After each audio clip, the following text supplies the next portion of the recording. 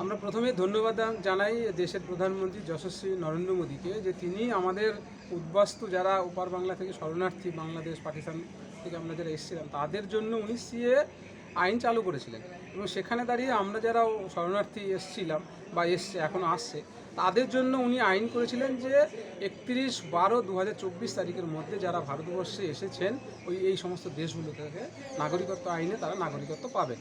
আজকে আবার সুপ্রিম কোর্টে হলফনামা দিয়ে জানিয়েছেন কেন্দ্রীয় সরকারের পক্ষ থেকে আবেদন করা 10 দিনের মধ্যেই আপনি সিএ আবেদন করা 10 দিনের মধ্যেই আপনি নাগরিকত্ব কার্ডটা পেয়ে যাবেন।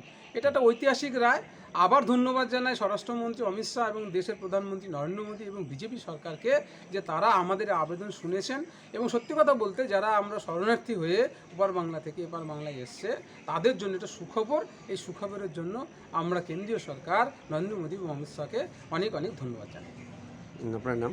অনুপ কুমার মণ্ডল, বিরোধী দলনেতা, নাকাশিপাড়া পঞ্চায়েত।